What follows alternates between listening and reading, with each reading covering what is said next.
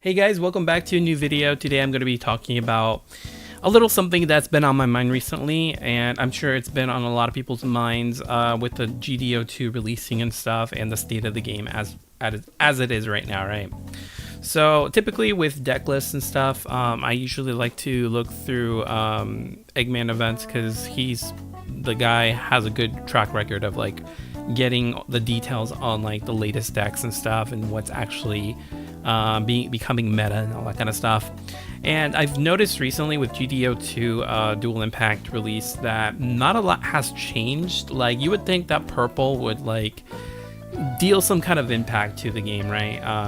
Typically with new sets, something changes and like a lot of things, new cards become meta, and then the old cards aren't as relevant or strong anymore. And typically that's usually the case with card games, but with Gundam, it's been kind of weird because of the fact that when Bandai released Gundam with the first set and the first couple of structure decks, I've noticed with the effects, for example, Ale Strike, Amuro, especially Amuro, just want to point that out. So Amuro specifically is a big one, and a lot of other cards. I forget what's a staple that everybody uses. I guess low level units, right? Just in general. The way of the game is that specifically for like initial decks, structure decks, as well as like a lot of blue-white combos and just decks in general, or any deck that has blue or white in it usually becomes like top tier. And I say this because of how Gundam Amuro, or Amuro Ray, the pilot that says rest level 5 or below units when paired. But here's the biggest issue. Like I know Char Azumble, his effect is when he attacks, the unit gets a +1. But the caveat there is only when it's linked does it get high maneuver, which is a really powerful ability in the game, especially with a lot of blockers and stuff, right? And that's good and all, right? But the thing is with Amuro, and I think this was probably the biggest mistake for the designers of the game of Gundam, is that they didn't restrict Amuro's ability to rest a level 5 or below. Like for example, it stays generic as when paired because of the keyword when paired. It can pretty much be paired with anything, right? So you can throw out a random unit, I don't know, gun tank maybe, ping 1 gun tank, pair it with Amuro and just rest the unit or whatever. And it's like, it's a really strong combo, not even a combo per se, but it's just a really strong card in general because it's so generic. And this is the thing that happened with Yu-Gi-Oh, and this is why I transferred from Yu-Gi-Oh to Gundam, is because of the fact that Yu-Gi-Oh had a lot of generic card effects that could be splashed into almost any deck, right? And it makes the deck really, really strong. And in order to be meta or in order to be competitive in the game, you have to have that card because it's so generic and you can just splash it into the best engine in the game, right? And I'm seeing that happening with the first initial cards that was released, like Amuro, where you just pair with anything and it pretty much can rest a level 5 or below. And that the keyword is level 5 and below, as well as when paired effect, because it's just, you can just do anything with it, right? And there's no limitation to it. I think the best way that they would have they should have just done the restriction of like when paired with a white base unit, or when paired with a blue unit or something like that, or when paired with a, I don't know, Gundam unit or something, right? Typically it seems more fair if it said when paired with a white base unit, because at least it's specific to white base units, right? But unfortunately it's not the case. And as of now, and now I'm going to go through the decks that are topping right now, and you'll see a pattern here, is that it's just too strong, right? So, and I like to go through what's topping in tournaments worldwide. When I go through this page, I filter it by large official event, right? I don't really do like small events because small event is so niche. You only get like 3 to 4 rounds, right? In your, especially LGS. So any LGS decks that you play is not guaranteed to be really good or not. It's just a lot of luck. Typically with LGS, you could have a really bad deck and draw really good at an LGS and top, right? So, but typically with larger events like this, you really have to, your deck really has to perform very well in order to top. And look at that. Last format, with GDO1 and the structure decks, we saw Zeon Rush, or 1 Year War Rush, or whatever you want to call it, as well as Wing Zero. And when you look at that, look who's topping: Zeon Aggro, which basically the only difference with this compared to the previous one is that they added the Hyzak unit, which is a 2-1 2-2 unit, right? Which is another generic unit you could just throw out pretty easily. But that's it. See, there's no changes. Like pretty much all the cards are still from GDO1 and the structure in the first wave of structure decks, right? There is no change. They didn't add anything from the jukebox of structure deck. They didn't add it, well, except for the Hyzak. There's like practically no addition to this deck, right? But it still performed very well because the formula is that, or at least in the game right now, is that throwing out blockers is expensive. Like you have to be at level 3 or above in order to get out your good blockers, right? I mean, nobody's gonna play the 1/1 blockers, right? Because those are just ones and they're not gonna do enough damage to counteract the Zaku's from rushing, right? Because they have like 2 HP, right? So no one's gonna play that, and everyone's gonna play Elfris and Rig Diaz or whatever, and stuff like that. But this is at the moment, Zeon Rush is probably gonna be the best deck for a while because there's literally nothing that can stop it really, unless you're lucky enough to like throw a lot of blockers out somehow, or like I guess Ping can kind of like keep up with Rush because of they could like deal more than 1 damage, right? But yeah, other than that, there's like practically nothing that can stop this deck from being one of the top decks in the game. And funny enough is this deck is like almost the cheapest deck out of all the decks right now. This is the literally the cheapest deck you could get, which is good because it's affordable and you could just quickly just buy the cards and for very cheap. And you'll spend like less than $100 basically to get all the decks. I think the most expensive card in the deck is Gundam here because it's from the structure deck, and unfortunately Gundam and Zaku too, right? Because these two are exclusive to the structure decks themselves, and you cannot get it without getting the structure decks. And right now, Bandai, they said they printed more structure decks recently, but basically they all, I don't know, they all sold out really fast. Like especially North America, I have not seen one structure deck in the wild, not even Walmart's, right? I did see like a GDO2 packs in Walmart before, but the next day I came back to Walmart, it was all gone because scalpers and people like that, they're just gonna buy the whole thing, right?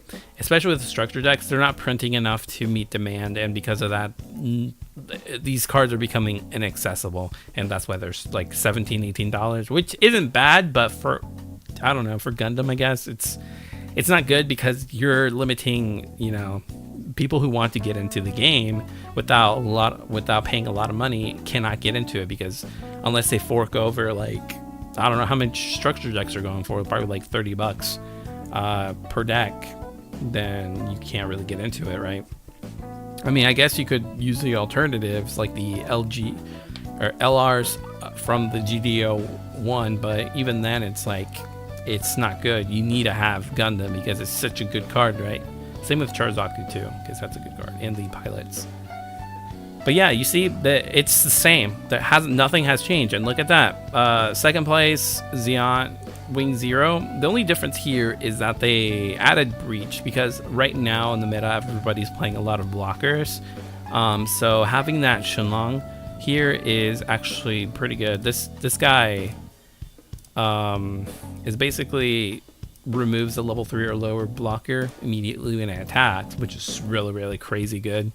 Unfortunately, it's a level 5, so you're gonna have to wait a little bit before you can like pull it out and stuff and like get rid of your opponent's blockers. But other than that, I mean, it's the same formula really. It doesn't seem like they're playing as heavy with like not Amuro, but Kira in the Kira package, right? So they're playing a lot of Operation Meteor based and stuff. So, but I'm not surprised that Wing is like topping as well. And there's your typical, I guess, freedom blockers. Those are okay. It's only the top 4 at a large event. And yeah, it's all right. Like you see a few of the new cards here, like 2. There's those 2, and that's pretty much it. There's only 2 new cards, or 2 cards that they added from the new set. But other than that, it's like pretty much all the same, right? There isn't a lot of variety here, and that's a bad thing. That's a bad sign, because you want your new cards to be relevant to the format, right? You want it to be topping a lot of these tournaments. But the thing is, because the support for a lot of the new decks that just came out, or the new I guess, is it attributes, traits, the new cards with new traits and stuff, like AEUG and other ones like Vulture. They don't have enough support to become relevant right now. I'm sure in GDO 3 they probably are going to release more support for them, but I feel like right now they're not really like supporting them heavily. I wish the new structure decks was relevant to the pack, or the GDO 2. For example, the G-Quack structure deck and the Gundam Barbatos structure deck, STO5 and STO6 would have had like a lot of like heavy support in GDO 2, because you know the new structure decks coincides with the release of like GDO 2 and stuff like that. But unfortunately, even though there are some okay-ish cards in GDO 2, like Barbatos First Form, which is a really, really good card for Barbatos deck, it's not enough. Like to make the Barbatos deck relevant and strong, it's just not enough, right? The support isn't as good. Maybe I might be dumb, and I'm not really, and I guess we'll just need to wait even more to see what is the meta right now. But as far as we are aware, the old meta decks like Wing and Zeon Aggro, they're just too stupid strong right now, right? They're the top. Those 2 decks are one of the top decks in the game right now, and it's like, see, there's the Wing Aggro, Wing Aggro. There's one Epion blocker, and it's the top 16, which is a bad sign because it's not as good, right? And this one does use a lot of the new cards, right? But unfortunately, this deck isn't strong enough to like go up against Zeon Aggro or Wing, because they're just too good. Even freedom blockers like this isn't as strong, right? And then there's the Barbatos Rush, which I'm seeing what a lot of people doing. And here's another thing, the fact that it's called Rush, that's a huge thing that I want to point out, because of the fact that this game, you could play a deck like where is it? Like this, where you have a lot of low level units and you know, win, right? Because you get to rush them. Unfortunately, Barbatos Rush isn't going to be as good as Zeon Rush, because Zeon Rush has the high maneuver and resting effect, a very, very powerful resting effect, like Amuro Ray, right? And the boost, right? And Breach as well. But all Barbatos has is pings and like Guntank, Anksha, Rebreak, and Mika.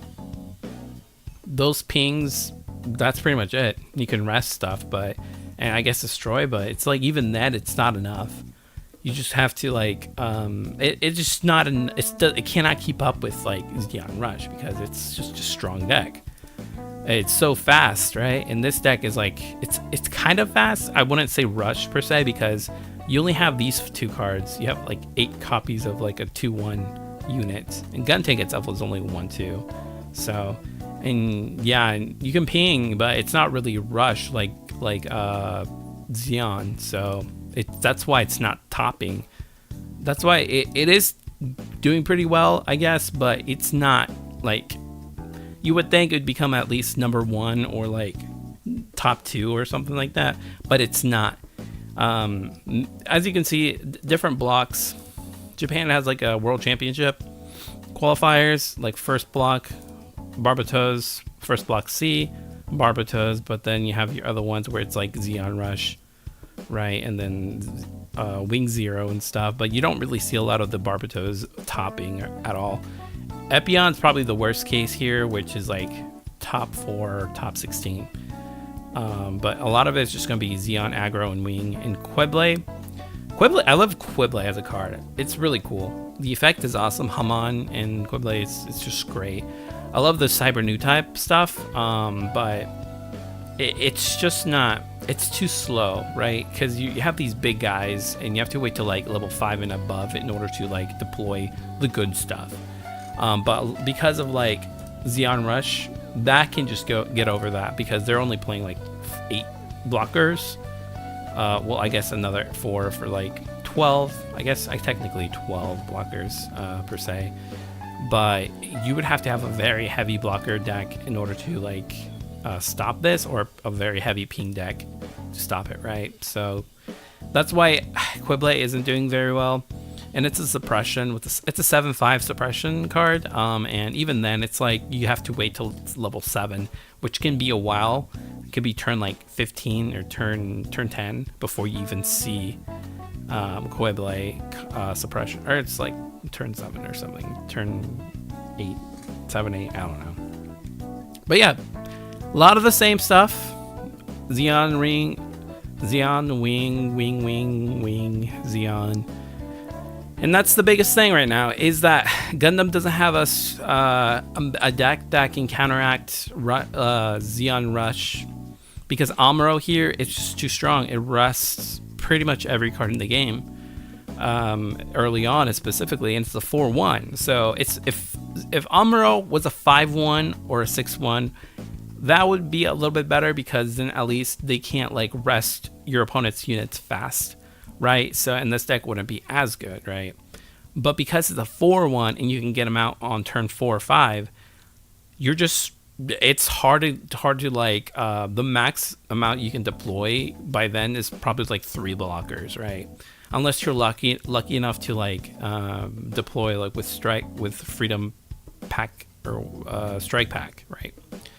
But yeah, that's my biggest issue with Gundam right now, is that there isn't enough variety in the game to support the new cards, and decks like this, Quible Ping, Barbatos, they're just, even with the new cards that came out in GDO2 and the structure decks, it's just not enough.